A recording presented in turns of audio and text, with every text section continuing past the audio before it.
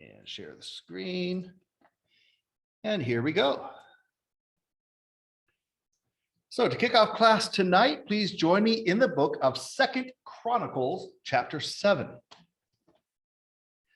We'll be looking at a passage here, passage in chapter 36 of the same book, and then the first chapter of Ezra to get our Bible foundations going for this evening's look at Bible patterns in modern times, referencing the writings of Jonathan Cahn, looking to these verses and seeing patterns play out in more recent times and events. And as always, our foundation is the Word of God itself, first and foremost, above all else.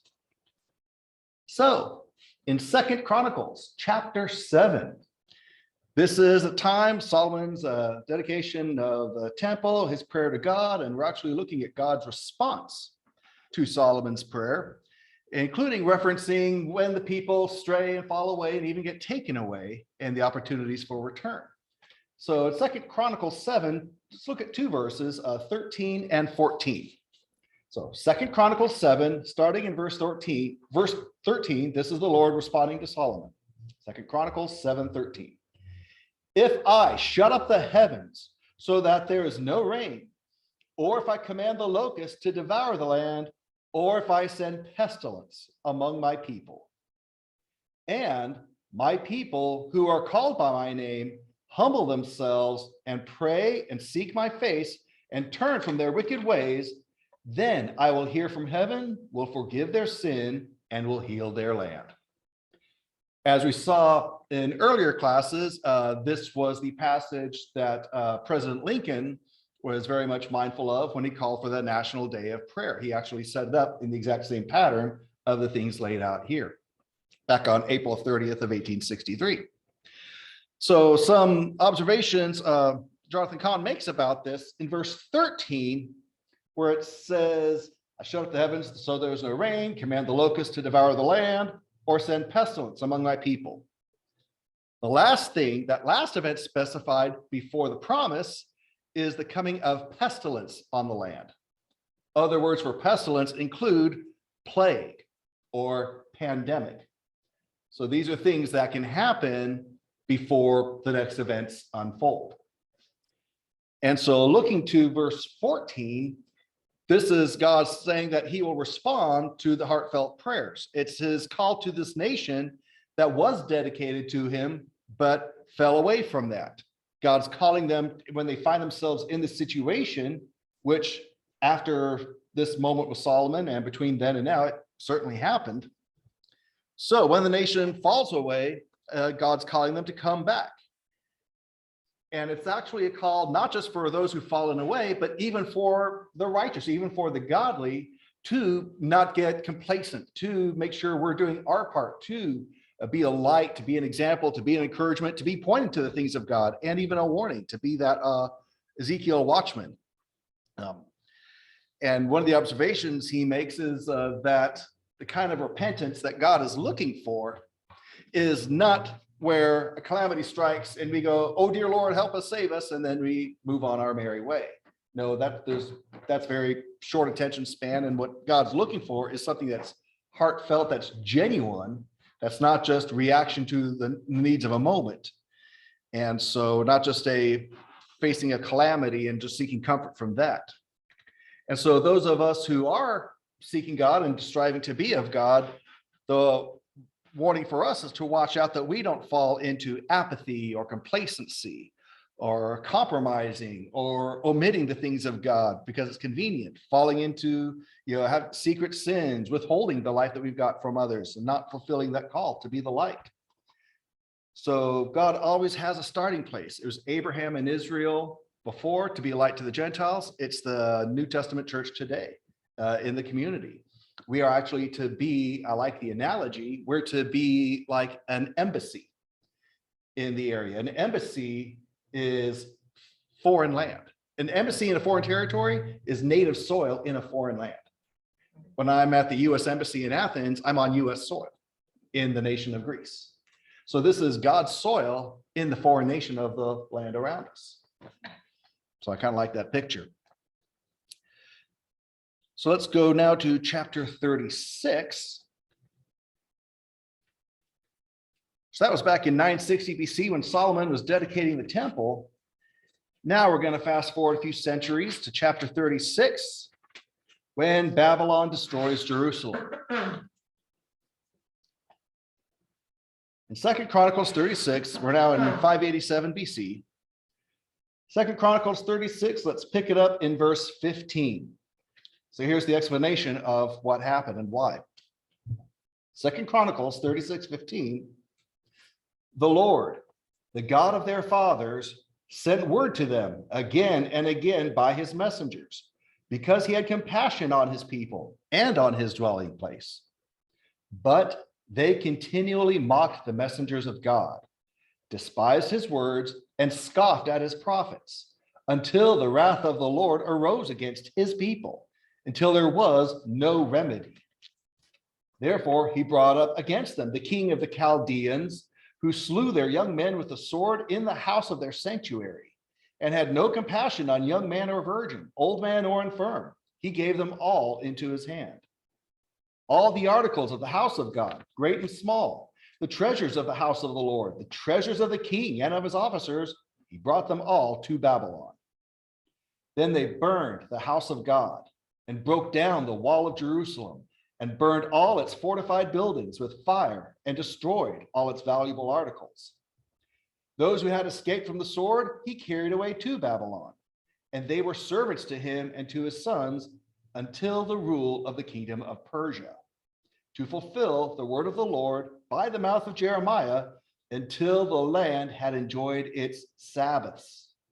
All the days of its desolation, it kept Sabbath until 70 years were complete. So, why 70 years? And how does the land enjoy its Sabbaths? The 70 years are judgment for 70 unkept Sabbath years. Every seventh year, they're supposed to keep a Sabbath year. Well, there have been 70 Sabbath years they didn't keep. So they're taken out of the land for 70 years so the land can get those 70 years of rest it did not get in that 490-year time frame before. The people of God drove God out of their lives. And so they wanted to become their own gods. They wanted to do things according to them. They wanted to be masters of the land, masters of their world, masters of their own destiny. With God off the table, they could rewrite the law and redefine what was right and wrong, moral and immoral. Ashley, Sister Ashley. But that's a generation, right? 70 years is a generation, yeah. So 70 to 80 years. People doing things that's going to maybe affect them for however long they live, but then it's the ripple effect is going Big time. to affect the generation underneath. That's yes. Generation considered 20 years. 20 years is generally considered when another generation can be born, but as far as taking hold, basically a lifetime is considered 80 years. And yeah, exactly. Exactly. And people are being born all the time. So that's why when we look at, okay, Generation X, Generation Y, Generation Z, the greatest generation, and all that stuff going back, there's a wide window of time there. Meaning that people that were going to pass away were yes. doing things that was going to affect. Exactly. But when you take God off the table, what you're left with is the phrase moral relativism, meaning I'm going to be however moral fits me, what relates to me today. Don't care about the past, don't care about my children in the future. They can do whatever they want. So it's a very self-absorbed approach, taking God off the table. Yeah, a lot of the curses of God are to third and fourth generation, the impact of these things. Yeah, so it's a good point. So with God off the table, nothing is holy, which also means nothing's unholy. Yeah. Meaning it's all good. And so people can do whatever they want. Nothing has a purpose. So they can give things any purpose they want to give them. And if nothing has a purpose, then there's freedom to do whatever you want because you're not crossing any boundaries because there are no boundaries.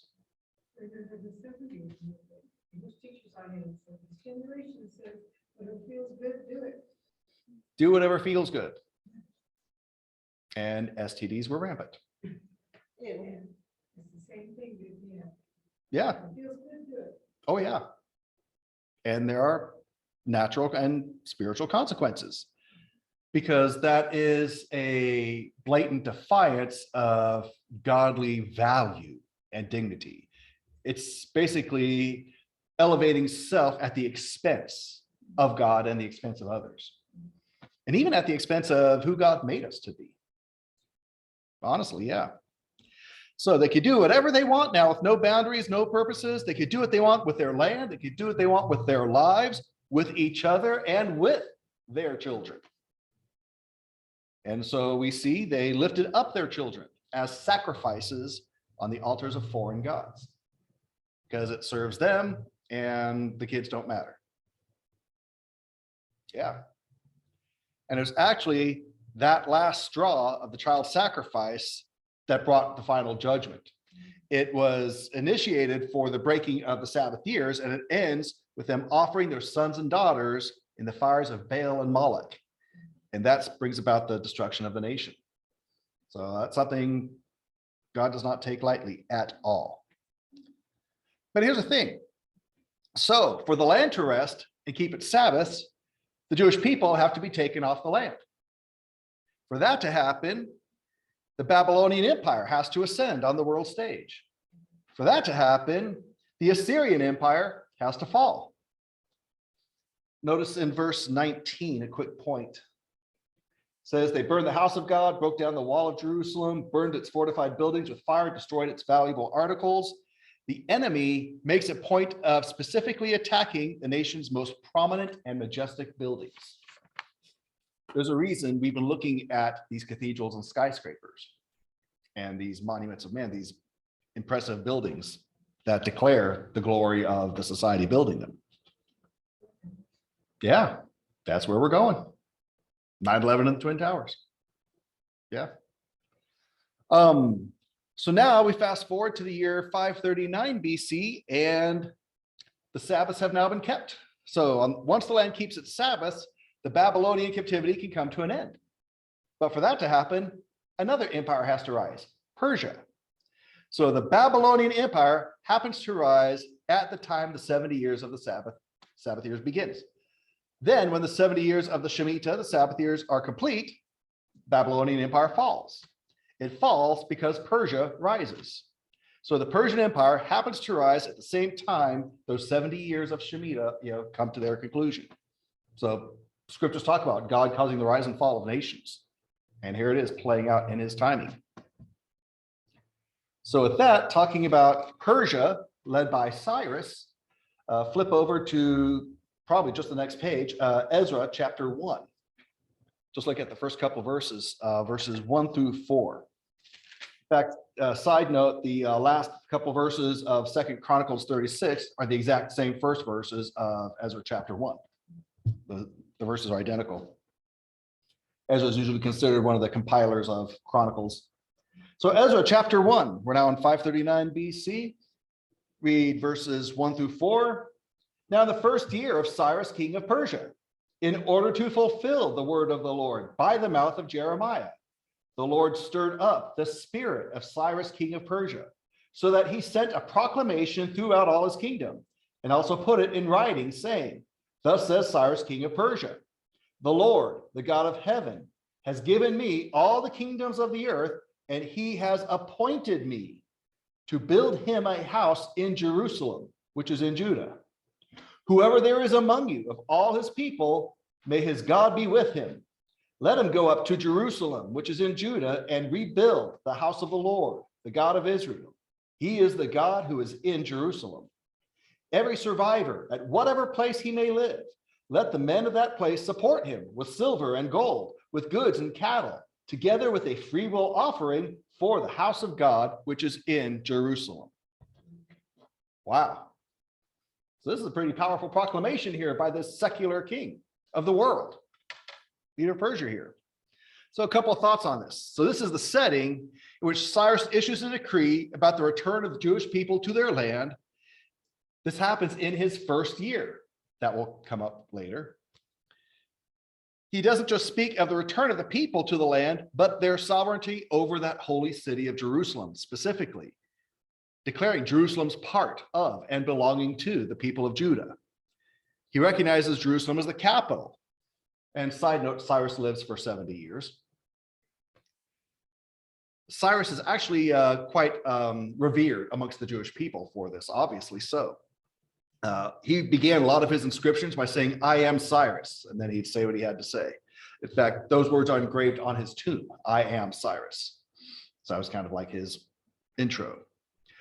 So this proclamation declares the right of the Jewish exiles to return, gives sanction for the rebirth of the Jewish nation, and identifies Jerusalem as belonging to the Jewish people, recognizing it as the capital, affirming the rights of the people to return there. He also references the house. Of course, we know that's the temple specifically that he's talking about. He decrees a building to be built in Jerusalem. And that house that he decrees is linked to this return. So this decree here, it shows Jerusalem being recognized by the capital of a resurrected Jewish people. And this recognition is by the world's foremost power of the time, Persia. And he also specifies the means with how they're going to see about getting the house built. Sister May. And he says, I am Cyrus. Uh-huh. I am Cyrus. Mm-hmm. And you know, it's God talking to you. Absolutely. As Cyrus was mentioned through the prophet Isaiah several hundred years before. Absolutely. So and Cyrus gives God the credit for this. In verse 2, he says, "He has appointed me to build him a house." So Cyrus isn't even though his famous phrase is, "I am Cyrus," to Sister Minnie's point, he's not even taking credit for this. He's saying, God's called me to do this, and I'm just fulfilling what God's called me to do. Pretty something when a secular king of the world does that.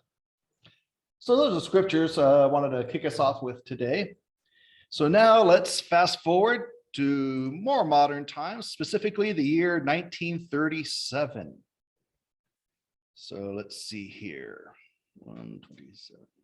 Here we go.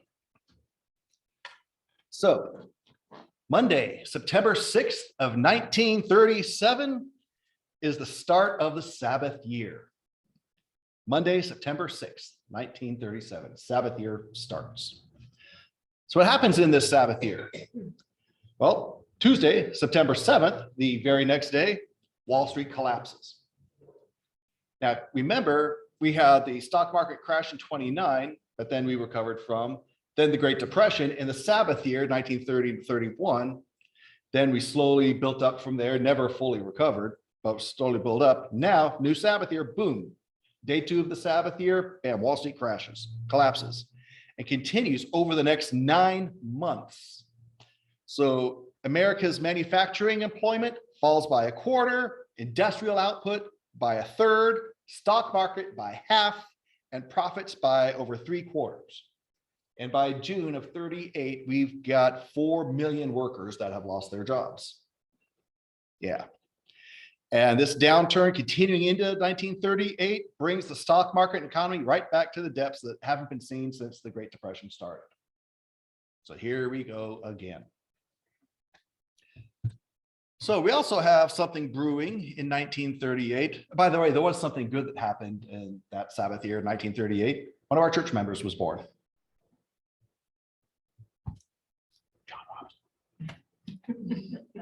Anyway, so as things are brewing, we've talked about the godless wanting to indoctrinate the children. Well, Hitler once remarked, here's a quote from him. "When an opponent says, 'I will not come over to your side,' I calmly say, 'Your child belongs to us already. You will pass on. Your descendants, however, now stand in the new camp. In a short time, they will know nothing but this new community.'" I hear that and it gives me chills, not just because of who said it, but just because of the assurance in what is being said. The calm, he even said, "I calmly say, I don't care that you're not joining me. We've already got your kid." And I know how we all feel about our children, yeah, as grown as they are. For someone to say, "I don't care what you think, I've got your kid," that just gets the blood boiling. And that's the desire in present day. Yes, I remember an English teacher I loved in high school saying, we're here to break you from what your parents taught you. And at the time I took that to mean, okay, we don't want to live in a bubble in our little households. We want to be open to the whole world around us. So I took that innocently enough. But stepping back and seeing all this, I'm like, yeah, we need to have a healthy respect for godly American godliness and being able to raise our children, our families, how we see And fit. if they're minors. Minors, that's a very good point. So that's the issue that I have Mhm. today is so much of this conversation that's happening about this is we're talking about minors, and the only people that are responsible for minors are their parents. Mhm. And this whole thing of letting children make decisions and have a say in some of these things is just outrageous. I mean, Yeah. at least how I was raised, it was like, no, you don't, you can let me know how you feel. I want Sure. to know, I want there to be communication, but you don't get to tell me, what of these adult decisions, are going to be made separate from the parent. When my child was a minor, I respected her as an individual. I didn't respect her as functional because the brains aren't fully developed yet. They don't have enough life experience to be able to make rational, and they're impressionable, And some easily influenced. science has proven the brain is not fully developed until around age 25. And I've known some that age and older who I'd say they're not quite there yet, a little behind the curve. But yes. And so that's why it's so important that we in the church, we in our households, not sign over influence of our future generations to the world around us. Very, very, because they'll take it. They're already trying. In fact, they're already on a mission to do so. We've got to counter that proactively. So this guy, Hitler, let's see, his seizure of Europe begins with annexing Austria in the spring of 1938. There's Austria right here. I got to travel through there very briefly. So Austria is right there. There's Turkey, Greece, and all that stuff, France, Spain, et cetera, et cetera. So here's Austria. Pretty place. Oh, wow. Yeah.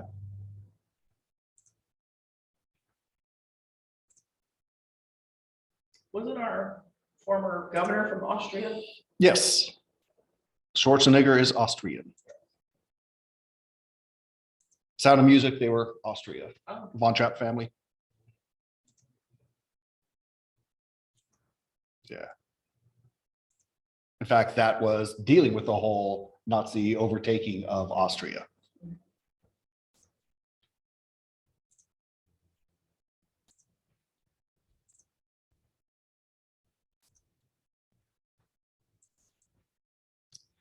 And so it's the spring of 1938 that Austria is annexed. And then in the autumn of 1938, Hitler takes the Sudetenland in Czechoslovakia, which there's Austria, there's Germany. Here's what was Czechoslovakia, Poland, Hungary, Romania. The Sudetenland is what's in the orangey, mustard yellow kind of thing over here, bordering Germany. So they took over that. And this is when Neville Chamberlain, Prime Minister of England, says, go ahead. We'll still have peace in our time, because no one wanted World War I to repeat. So if we give him something, he'll say, okay, I'm good enough, I'm done. Yeah. Appeasement never works. Appeasement just makes bad guys say, that's the way you're going to be. Give me an inch, I'll take a yard, kind of thing. So yeah. And by the way, no one asked the people there how they actually felt about it all. So yeah. So peace in our time did not work. So with taking Austria in the spring of 1938, Sudetenland of Czechoslovakia in the autumn of 1938, Hitler's takeover of nations begins in 1938, the year of the Shemitah. The Sabbath year ends on Sunday, September 25th of 1938. The Sabbath year overlaps with the financial banking collapse for 6 months, or 50%, half of the year. It overlaps with the economic collapse for 9 months, 75%, and that extreme economic plunge took place entirely within the Sabbath year. So those are the events of the Sabbath year of 1937 to 1938. So from there, we'll move on to the in-between from that Sabbath year, going forward to the next Sabbath year, which will be 1944 to 45. So what happens in between those years? What's that? I was born. You were born. Right on. And we also have this little thing called World War II, which all of this is leading up to. So after the Sabbath year ends, Wednesday, October 5th of 1938, in Germany, Jewish passports are invalidated. Done. That means they can't travel. That's right. Right. Right. And so while we're looking at these things, not only are we going to be looking at timing, but we're going to be looking at what happens to the Lord's people, the Jewish people, throughout all this. So on Wednesday, October 5th, passports are invalidated. Thursday, October 27th, comes the first mass deportation of Jewish people out of Germany. Then 2 weeks later, starting the evening of Wednesday, November 9th, 1938, Kristallnacht, the night of broken glass. Over 1,400 synagogues are set on fire. Countless Jewish-owned shops and businesses are destroyed. 30,000 Jewish people are arrested and sent to concentration camps. Now, concentration camps are different from death camps. Concentration camps are the labor camps. Right. There's no labor done at a death camp. You're there for one reason, to die. So those are separate. So these events are commonly recognized as the beginning of the Holocaust. And these happen, this all starts in the month of Tishri, 1938, the first month after the Shemitah, the show right after the Shemitah's wake. In the wake of the Shemitah, this all starts happening. So what else we got in this in-between time? Bring it back home to America. Yeah. We have a gentleman, I should have got a bigger picture there or blown that up. Yep. Mr. Saul Alinsky in 1940 founds the Industrial Areas Foundation, pioneering the community activism movement. He becomes mentor to countless community activists. One in particular, Mr. Cesar Chavez is one of the recipients of his education there. Oh, one thing, was it on here? That's his flag. What is it with their red flags, white discs, and black symbols? They have one of those flags, and I was wondering what it was up at Yeah. the little stand on the way to Yeah. Porterville. The little guy there's got, Cesar Chavez. I didn't know what that was. Yeah. You know, he's got those flags there. Well, I wouldn't buy that thing wrong with tea and try. Yeah. So this brings us to where I was hoping to get to. Yay, we're there. In 1941. Well, before that, 1940, something important happens. We have the birth of another church member. So yes, World War I started on September 1st of 1939 when Germany invaded Poland.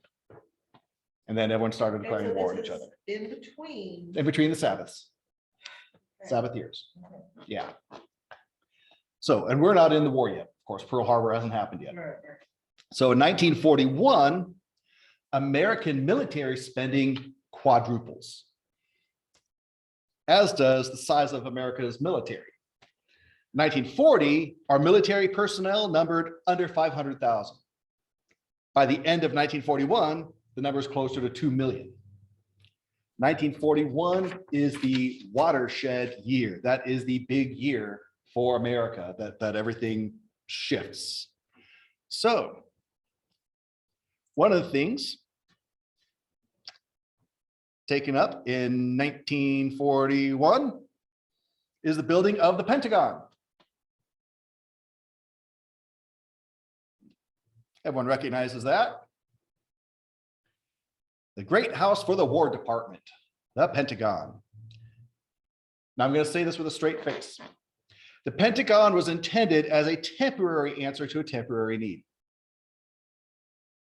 Yeah, it was assumed after the war was over, the building would be put to some other use and the American military would return to their pre-war state. Well, we all know that didn't happen.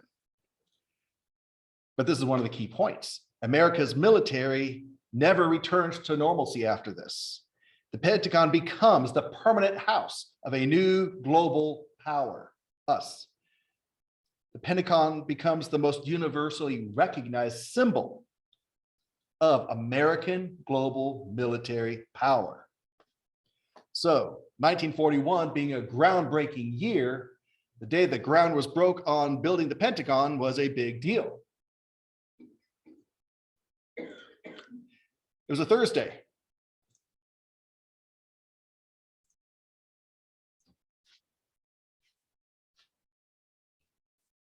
That Thursday happened to be September 11th. The Pentagon was born on 9/11. Just like we saw Henry Hudson entered upper New York Bay with Manhattan and the world where world trade would begin and all that stuff on 9/11, Pentagon grounds broken on 9/11. The Pentagon is our nation's wall, our defense, our protection. Those things we were just reading about Jerusalem with Babylon and Syria. So another quick side note, there was a building that was used before the Pentagon was used. Now that building before the Pentagon had been used for 60 years until the Pentagon. So if you take 9/11, 1941, add 60 years, what do you get? If you take 9/11 of 1941 and you add 60 years, what do you get? 2001. 9/11 of 2001, when the Pentagon was hit. That's 60 years. That's 60 years. That's just a coincidence. No, I mean, I thought it was 70 years. No, that's a different cycle. Okay. Yeah. It's 60 years from the old building before the Pentagon was in use for 60 years. And 60 years after the Pentagon's ground was broken, the Pentagon itself was broken. Oh. Okay. Yeah. Wasn't demolished, but it was. No. Yeah. Yeah. Wow. Yeah. So President FDR, keep in mind, we're not in the war. President FDR takes to the airwaves, makes an announcement. Here's the quote. But let this warning be clear. From now on, if German or Italian vessels of war enter the waters, the protection of which is necessary for American defense, they do so at their own peril. Basically, this initiates what's called the shoot on sight policy. Everyone recognizes this is guaranteeing that America is going to enter the war. And it's recognized that this is, there's no turning back from Roosevelt's announcement here.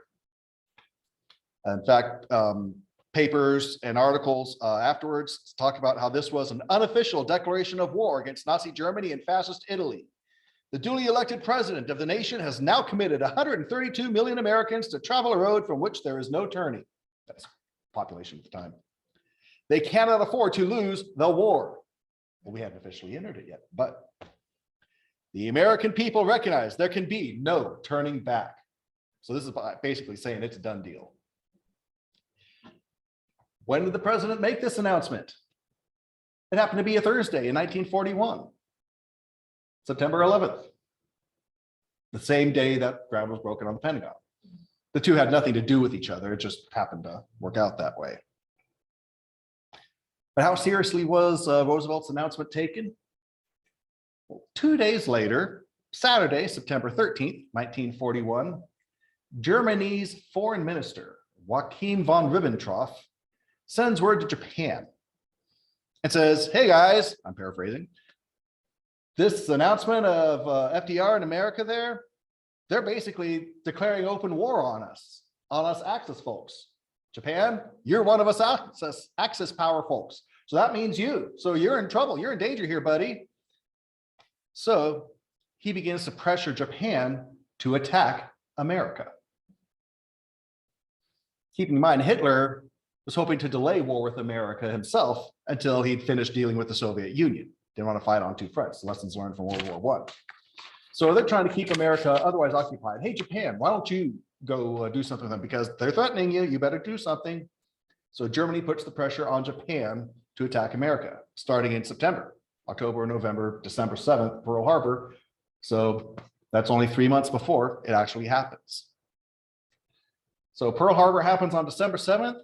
3 months prior, Germany's telling Japan, you better attack America, because 2 days ago, FDR made this radio announcement on 9/11.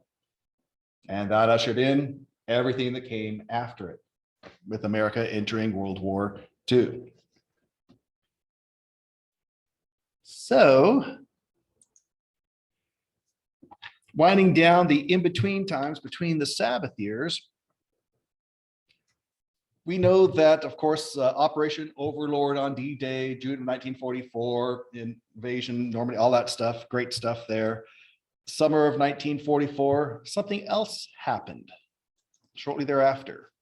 Happened in July. Little place called Bretton Woods, New Hampshire. Quaint little place, nestled here in the greenery of the New Hampshire mountains here. Dive in for a closer look. So yeah, nice little place there. Here is Bretton Woods, New Hampshire.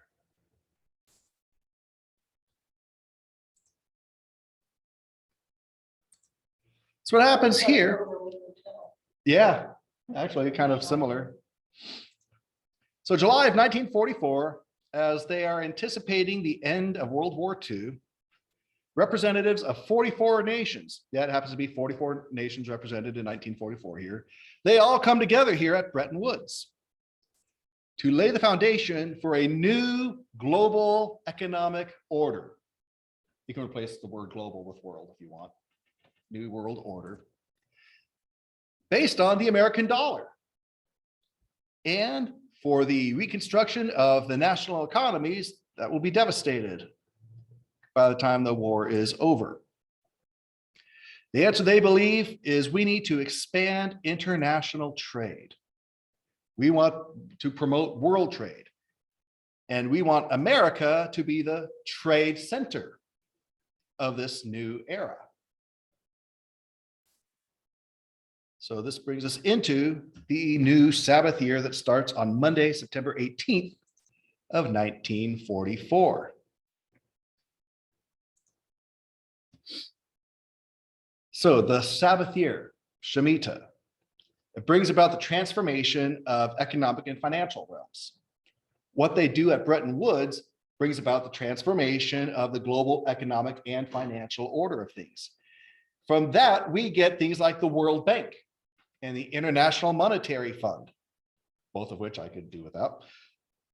But even bigger than those, it sets up a new world economic and financial order with world currencies tied to the US dollar.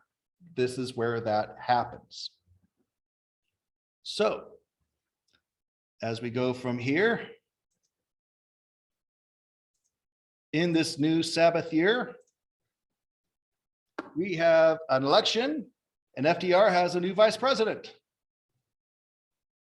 Harry Truman is sworn into office as vice president on Saturday, January 20th of 1945.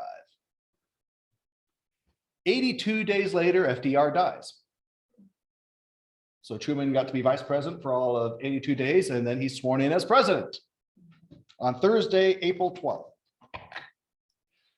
So Harry Truman is actually a man with deep sympathy for the Jewish people. And now he's in the most powerful position on earth, right when it's critical for Israel's national rebirth, as World War II is coming to an end. Truman actually has studied the Bible quite a bit. He read it through several times before he turned the ripe old age of 14. He knows full well the connection of the people to the land, and he has a great sympathy for them and recognizing their need for safe refuge. So, just as Cyrus was thrust to the pinnacle of world power so that he could sanction the return of the Jewish people to their homeland and the nation's rebirth, so too Truman is thrust to the pinnacle of world power at the exact moment that the second return of Israel into the world is about to take place. So we saw that Hitler's taking over of the nations began in 1938. That was the year of the Shemitah, the Sabbath year. Hitler's takeover of the nations ends with his suicide and the fall of the Third Reich in the spring of 1945, the following Shemitah, Sabbath year. So that all took place within that 7-year cycle from Shemitah to Shemitah, Sabbath year to Sabbath year. The Holocaust started in Tishri of 1938, the autumn wake of the Shemitah that had just ended.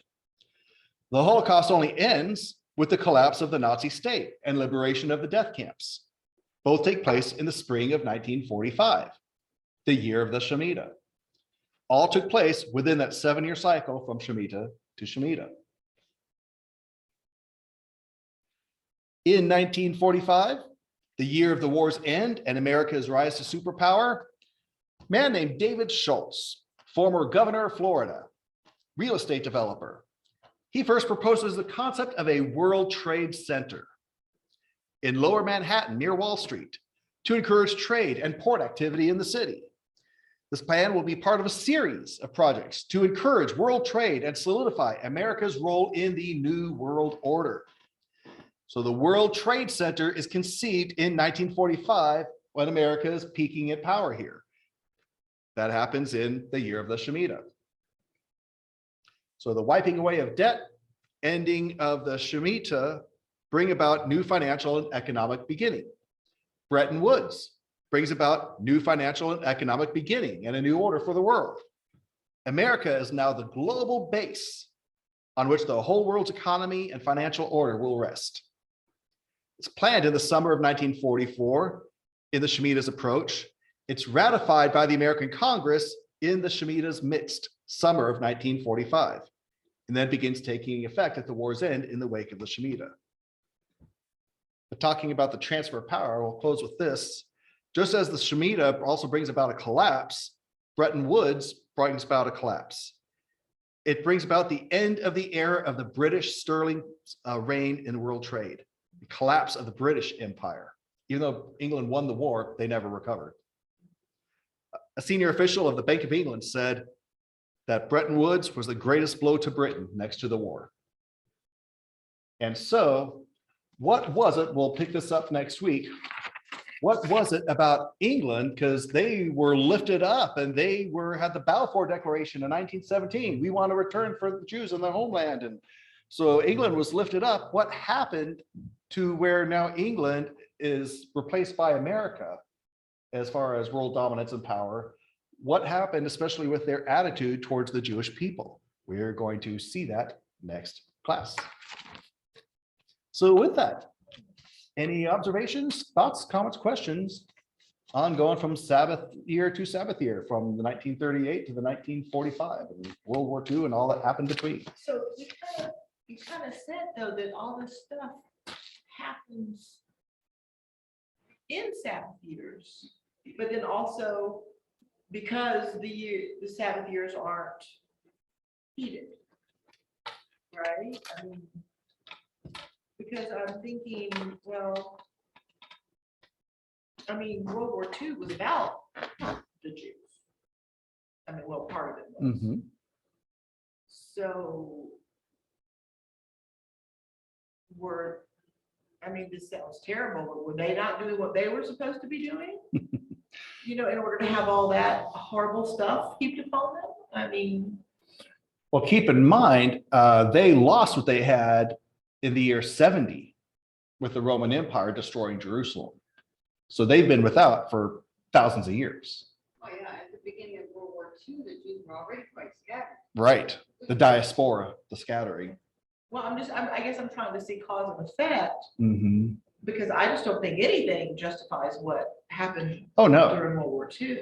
Oh, no, it was pure genocide, obviously. And basically, again, in Hitler, Darwin, eugenics, Hitler was very much into Darwin and into eugenics and obviously into the racism. And so this was a whole, and also he was an anti-capitalist. Jewish folks were the successful capitalists.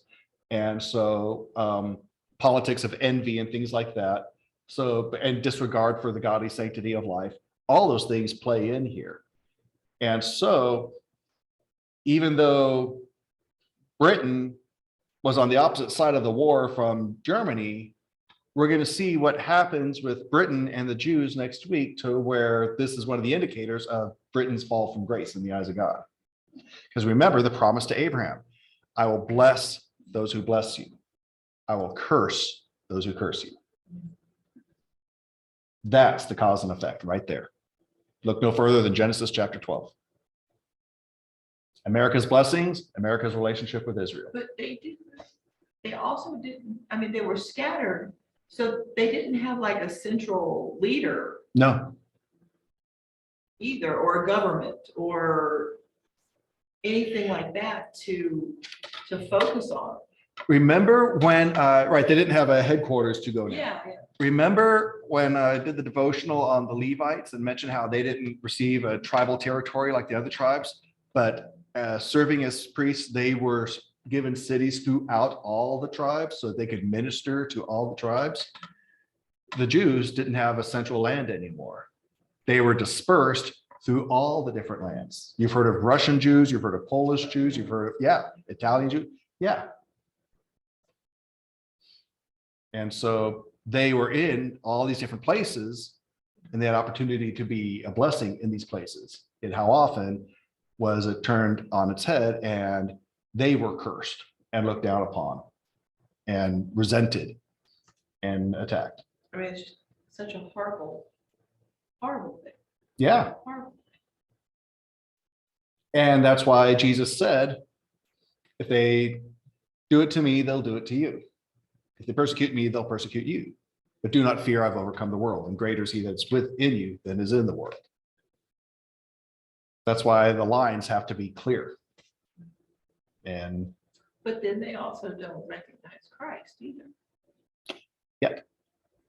Yeah. a lot of them do. There are a lot of messy, Oh, yeah, no. Jonathan Cahn's Messianic Jew. No, no, Yeah, no, but I'm yeah. talking about, Mhm. throughout history. And what started the return?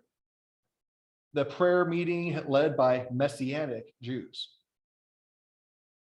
How many of the non-Christ believing Jews thank the Messianic Jews for kicking everything off for We started the return book. them? Everything started in motion for the Jews to come home. It started on May 14th of 1867, when 50-year-old, cycle of 50-year-old Karl August Ferdinand Schwartz led a meeting of about 80 Messianic Jews in London. The meeting was called the Hebrew Christian Alliance of Great Britain. Say that name again? Karl August Ferdinand Schwartz. Messianic Jew who, Sorry. no, that's fine, yeah, he had actually been stabbed on his way to the pulpit once, and survived, but yeah. And so that prayer meeting in London kicked off everything else that happened. It kicked off Charles Warren going from England to Jerusalem and discovering ancient Jerusalem, kicked off Mark Twain coming, and So you're saying the Zionist movement, isn't it? yes, Was begun by Messianic Jews. Is that what you're saying? yeah, well, actually, not so much, well, you could call it the Zion. This was actually before that. It really got that name under Theodore Herzl, who was a friend of Mark Twain. And he started the first World Zionist Congress. And we're going to see talking about the cycles, we'll see the timing of that with what the UN does with the nation of Israel. He wrote, it was on August 31st that the first meeting ended. He wrote in his diary on September 3rd, just a couple days later, he says, I've just founded the nation of Israel. If I were to say that out loud today, people would laugh at me. But give it maybe 50 years and everyone's going to know. Yeah, so we'll see that play out. Yeah, but it all starts with a prayer. And it started with Messianic Jews, even before the Zionist movement developed in its full form, even with Jews who weren't Messianic. But again, God's in control. And as Paul says in Romans, even though, and I wanted to touch on this more when Peggy made a reference to that, their rejection made way for our acceptance. Yes and no, because we don't want to fall into replacement theology where God has nothing to do with the Jews. It's all about the church now. No, they're still his people. Paul talks about in Romans how they have the oracles of God. How if their rejection is a good thing for us, how much more will their return be to Christ, which is prophecy to be coming. So lots of good things to look forward to.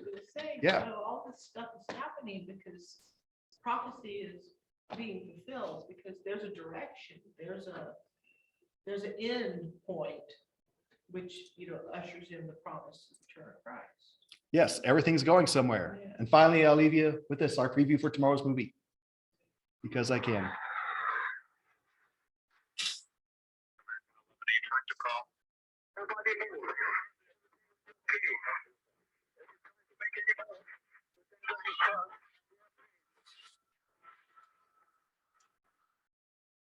Is there an ancient mystery that lies behind everything? From 9/11 to the plague of COVID-19, the forces that are now transforming American culture and world civilizations are the shakings that have come upon America and the world, a warning, a wake of something yet to come, and that leads to calamity.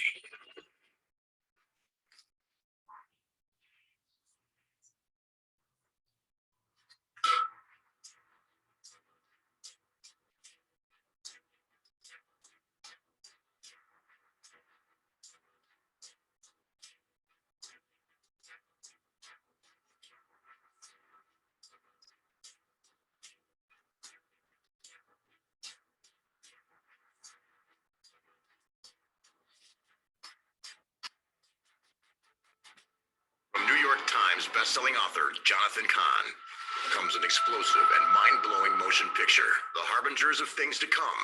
The one movie you can't afford not to see. In theaters May 12th. Tickets available at fathomevents.com. So yeah, so that's what Show him looking at the one World Trade Tower. Yes, it did. The One World Trade Tower has a lot to do with where things are going. Really? Yeah. Really? Yep. It's all very dramatic. Well, it's theatrical, you gotta, Yeah. yes. So, okay, with that, we'll wrap